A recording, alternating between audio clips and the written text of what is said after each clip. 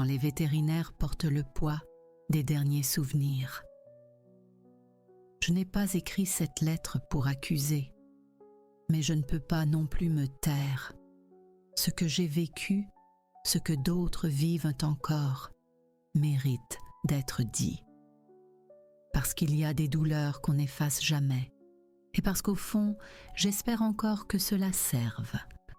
Ce que vous décidez, ce que vous refusez, ce que vous repoussez, ce que vous dites, devient parfois notre dernier souvenir. Derrière chaque consultation, il n'y a pas qu'un diagnostic. Il y a une histoire, une relation unique, un cœur qui bat pour un autre, et quand vous prononcez une phrase, vous ne savez pas toujours ce qu'elle va briser. Le poids invisible des décisions. On verra après le week-end. Ces 5 mots. Vous les avez peut-être dit pour ne pas aller trop vite, pour garder une prudence médicale, pour vous protéger aussi, peut-être. Mais moi, je les entends encore. Ils sont devenus ma phrase maudite, celle qui me réveille la nuit, celle qui me fait pleurer sans prévenir. Ma chienne est partie sans moi, sans regard, sans main sur elle, sans ma voix pour l'apaiser, sans que je puisse lui dire adieu, parce qu'on devait voir après le week-end. Et maintenant, il ne reste plus que ça, ce moment-là, ce refus-là, cette attente-là. Je sais que vous devez faire la part des choses, ne pas céder à l'émotion. Je sais que vous avez des protocoles, des doutes, des responsabilités. Mais moi aussi, j'avais une responsabilité, celle de sentir qu'elle partait. Et je l'ai sentie de tout mon être. C'est ça que j'aurais voulu que vous voyiez, que vous entendiez. Pas les chiffres, pas les résultats, mais la larme dans mes yeux. Comment fait-on la différence entre une angoisse exagérée et une intuition lucide? Peut-être qu'on ne peut pas. Peut-être qu'il faut juste, parfois, écouter un peu plus fort le silence d'un maître. L'effondrement silencieux. Quand un chien s'effondre, ce n'est pas du caprice. Ce jour-là, elle s'est effondrée. Elle respirait à peine. Moi, je savais. Je voyais ce que vous ne voyez pas dans vos manuels. La fatigue dans ses gestes. La fin qui s'approchait, tout doucement, comme une main froide.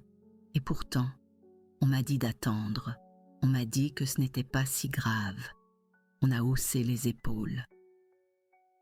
Ce geste, je ne l'oublierai jamais. Je n'ai pas vos diplômes, mais j'ai eu ces réveils, ces jeux, ces silences, ces regards. J'ai su avant vous qu'elle n'allait pas s'en sortir, parce qu'on sait, parce qu'on aime, et que l'amour voit des choses invisibles.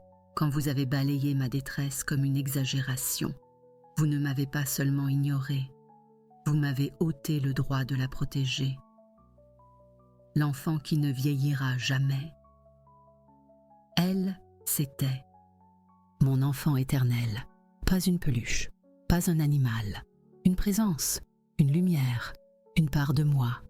Et quand je vous l'ai confié, je ne vous ai pas juste confié un cas, je vous ai tendu ce que j'avais de plus précieux. Vous étiez les gardiens de ces derniers instants. Et je pensais, naïvement, que vous comprendriez.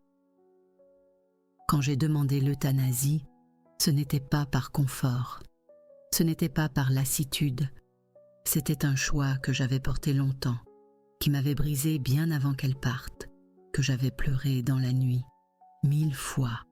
Et quand ce choix a été refusé, balayé, minimisé, c'est toute ma peine qui a été niée. Le pouvoir des dernières mémoires. Vous savez ce que j'entends encore dans ma tête?